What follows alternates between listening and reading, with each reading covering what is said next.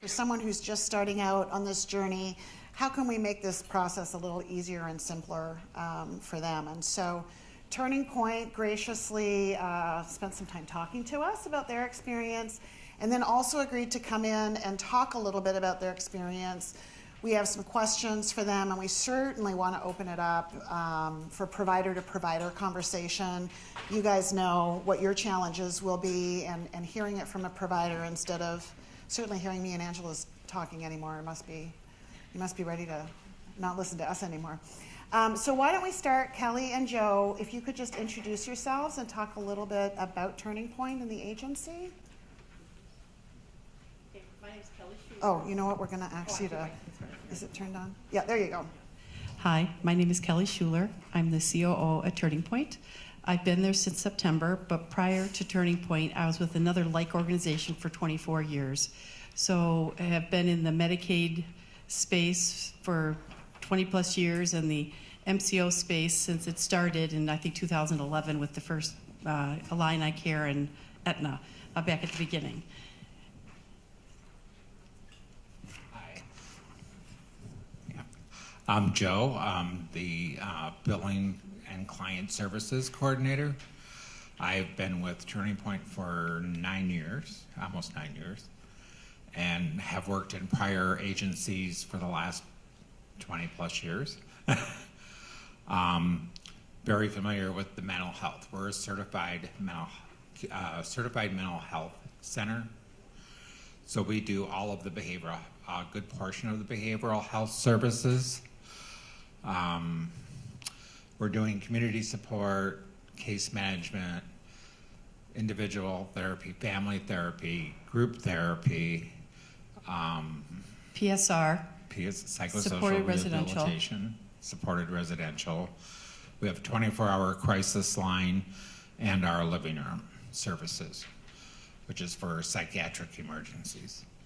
We serve annually about 1,300 clients, and at any given time, we have probably open about 800 clients, and the majority of them being Medicaid clients. We do also have commercial. We're a Medicare provider, Blue Cross Blue Shield PPO, and we have some other smaller insurance policies as well that we manage. And then do you contract with all 6 of the current MCOs? We are with 5 of them. 5, Mm-hmm. okay. Okay. And you are in Cook County, right? We are in Cook County. And I know you have locations, yeah, we have obviously. clients. We have one location, but our clients come from all over. So we have clients probably from 5 different counties. So. Right. Okay, that's helpful. And how long have you been a provider in the Medicaid managed care space? Since the beginning. So in, I think 2011 is when Illini Care and Aetna started. We're in the collar counties, Cook County, and so we, our clients were put into those programs in 2011, and so we have been doing this since the beginning. And what would you say, for someone, you've been at this now, 6, 7 years, what were the biggest challenges for an agency of your size? Really, it was a huge transition, especially at the beginning. Right. It would. Now it's interesting. Certainly, I would hope to say it's gotten better since that initial 2 years of craziness, but it has gotten a lot better. And first I'm going to put this out there. So for the first 6 months this year, we billed about $900,000 in Medicaid and Medicaid managed care. And at the end of January, we had about 15,000 outstanding. So when you have your systems in place and kind of shooting at all pistons, it's good. And when you know how to manage the systems, you will be successful. It is daunting, and what makes it most daunting, and especially now, it was hard going into the system with 2 different organizations because they do things differently.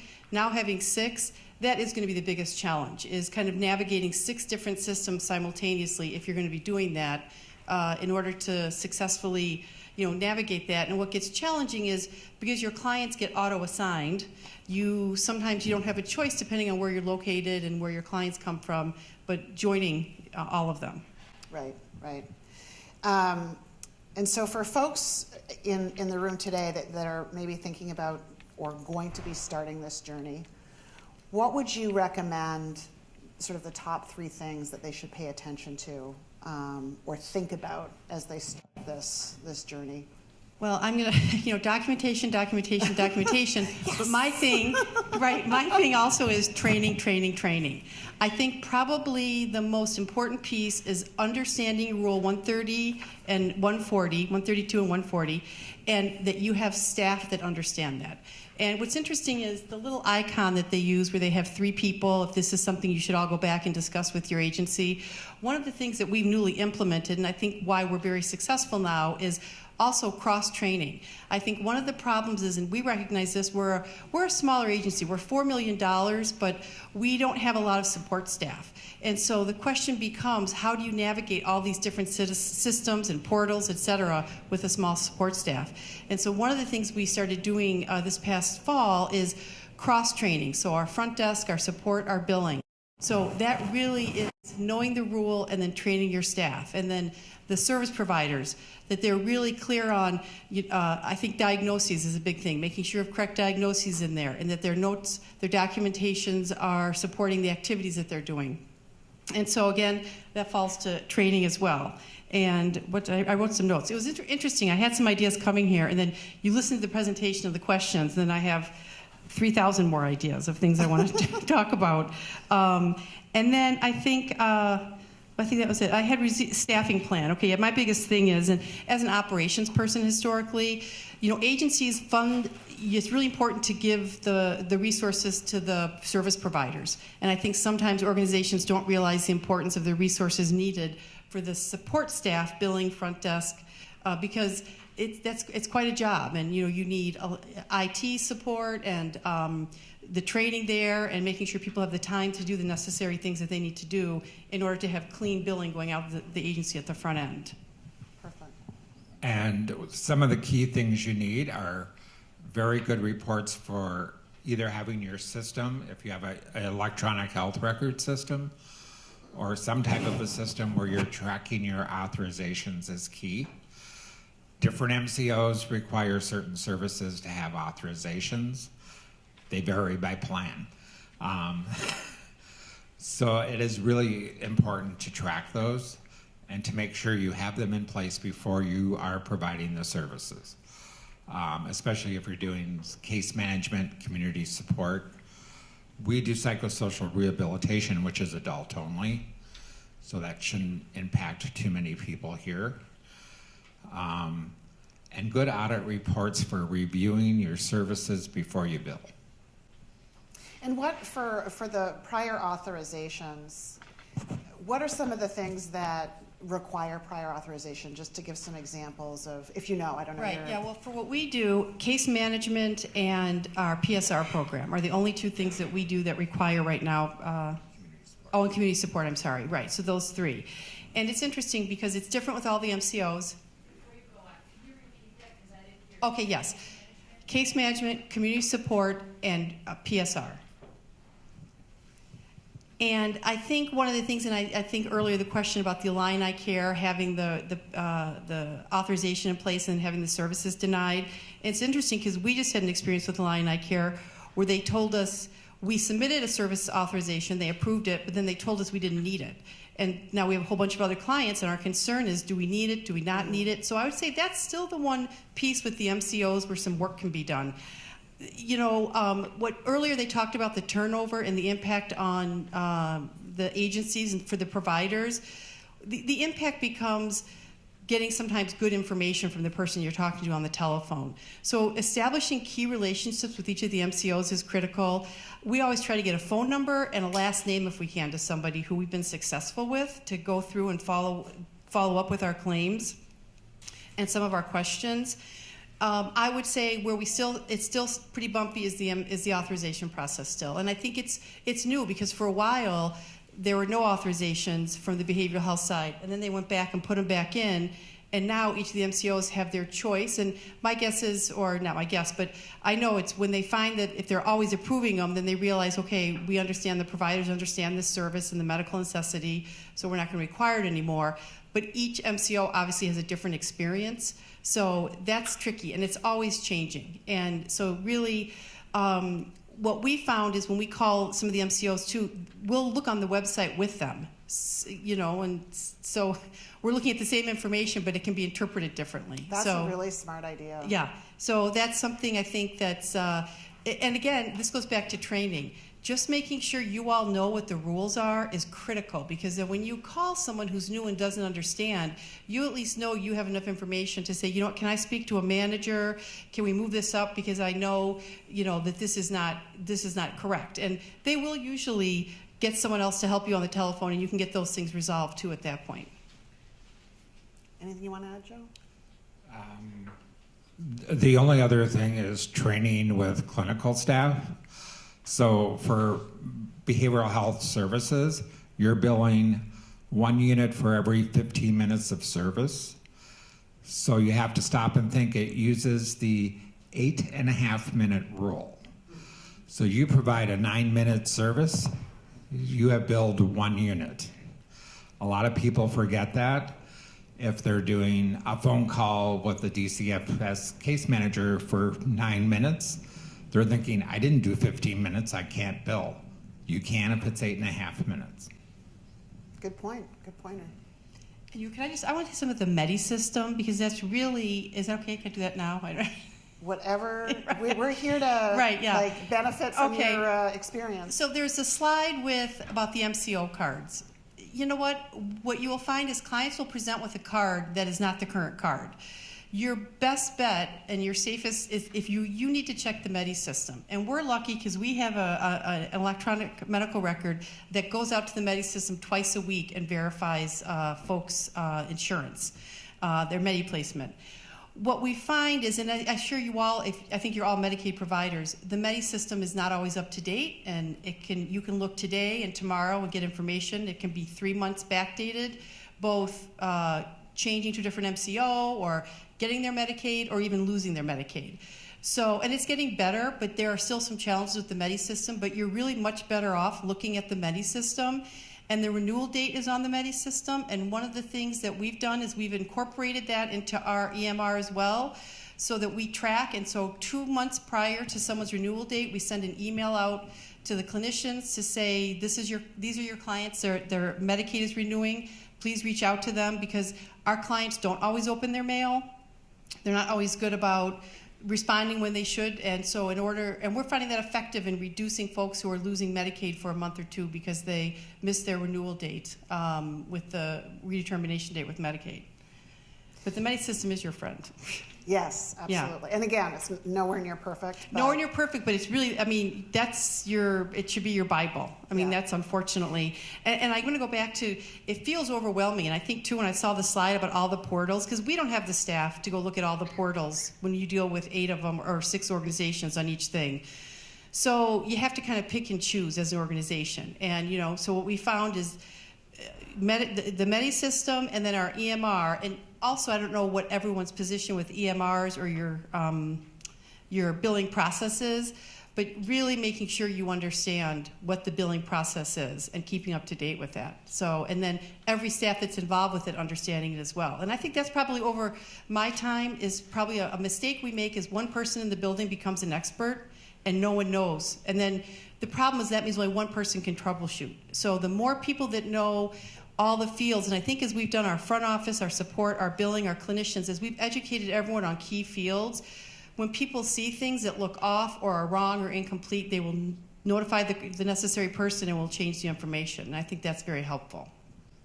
And I love the idea of cross-training because I think, you know, everybody sees their little piece of the process, but I think if people can see where it starts and where it's supposed to end and what those pieces are and why they're important as you go through, you know, they have a context for it. Exactly. And like, what, you know, it's not like, why am I doing this? They see why this is so important. So, all right, questions from the audience. And I have to say, we've not met Kelly and Joe. We did talk to them on the phone to help inform what we were going to do today. But I love that they're reinforcing some of the things we said. Document, be deliberate about prior auths. But let's get questions from you guys. These guys have been through it. You know, I'm sure you've had some stumbles and bumbles along the way, so let's benefit from what they've learned. Yeah. Is Carrie there with, oh, you know what, we're short mics here.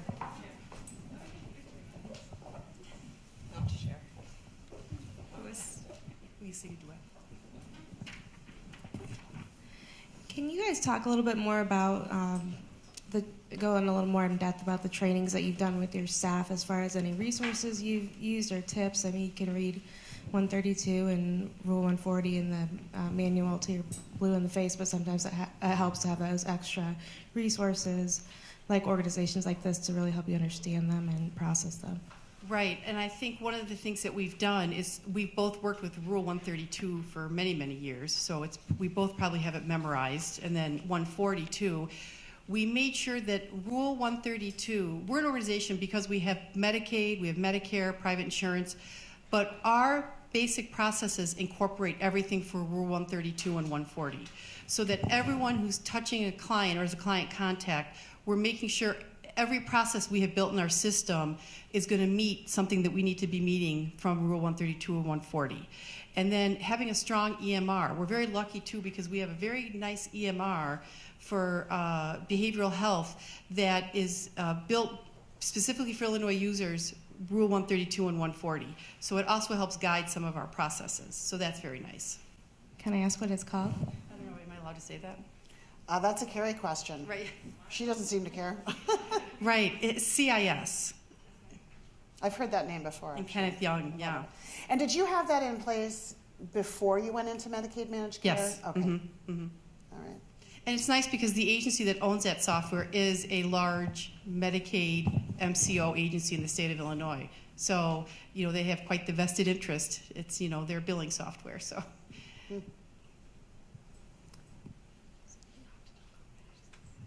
Other questions? I know it's a long day, so, yeah. Oh.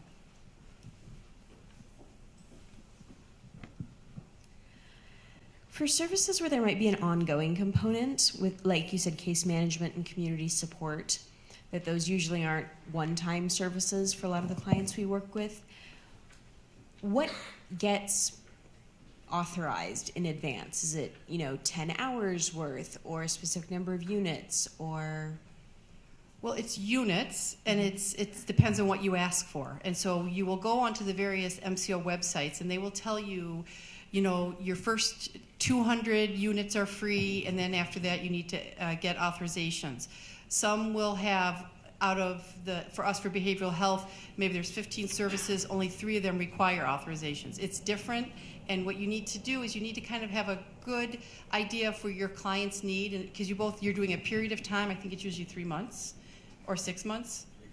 And then the number of units, as Joe said, the 15-minute units. And that's also important to remember, not only from the perspective of depending how your system is counting things. Yes, it's important to make sure you bill for a unit for 8 minutes of service, but don't forget that that's a unit if you bill that already. So that if you're doing something where you're counting minutes and then dividing by 15, which is what the units are, be careful so you don't get yourself caught in the position where you're not counting your units correctly. So it's a little bit. Thank you. You're welcome.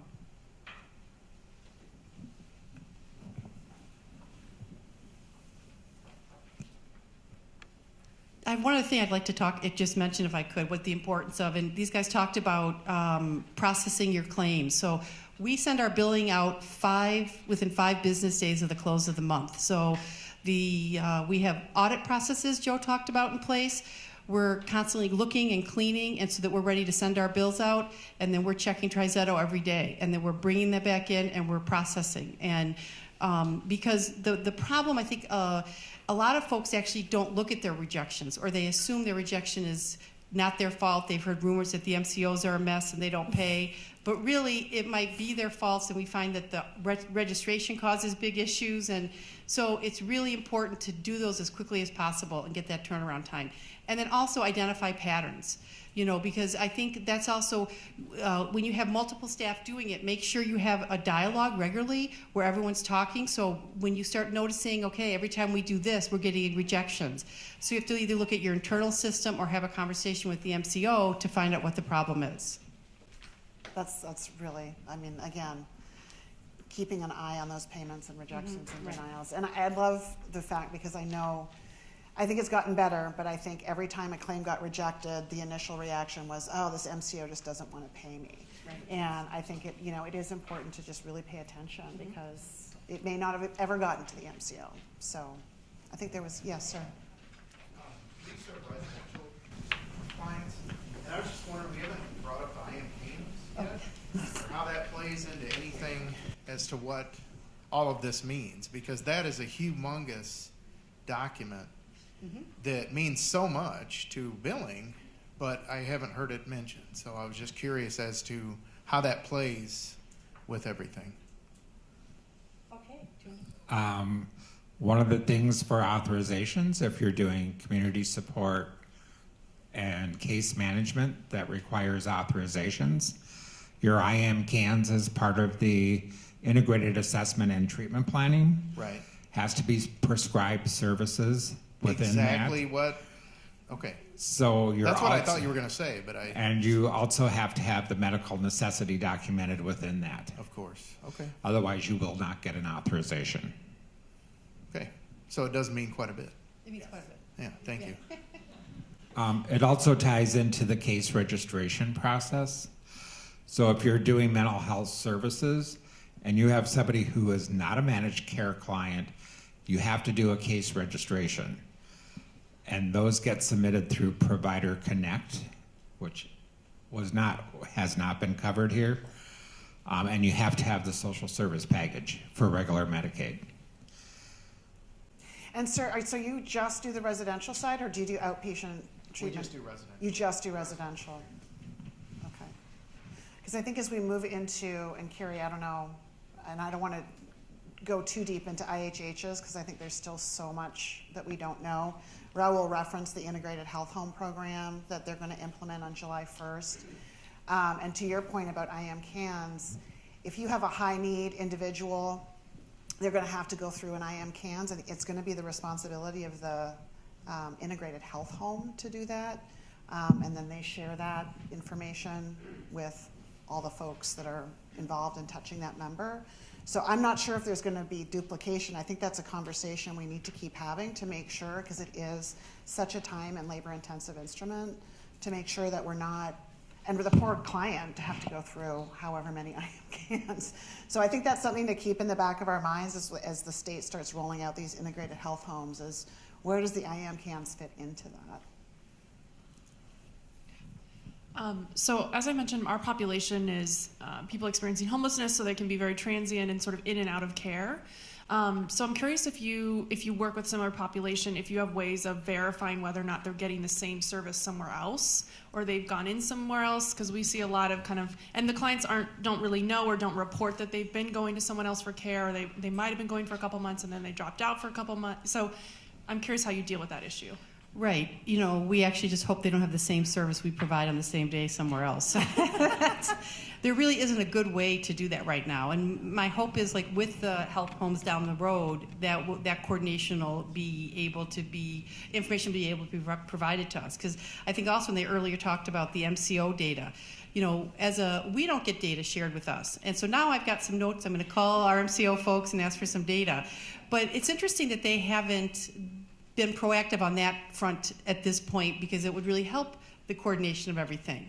And I think the health homes July 1, it's a great idea, but it is already February. My concern is a lot has not been established yet with those. So, and based on the past, my guess it might be a bumpy transition, but shared data is it's not something we really have yet, but it would be a great opportunity. So we really depend on what our clients tell us is what we have to do. That's it.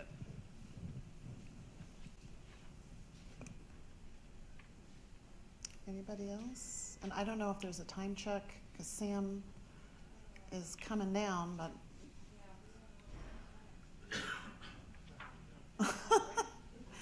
Yeah, so we do have Samantha Olds-Fry coming from the Illinois Association of Medicaid Health Plans.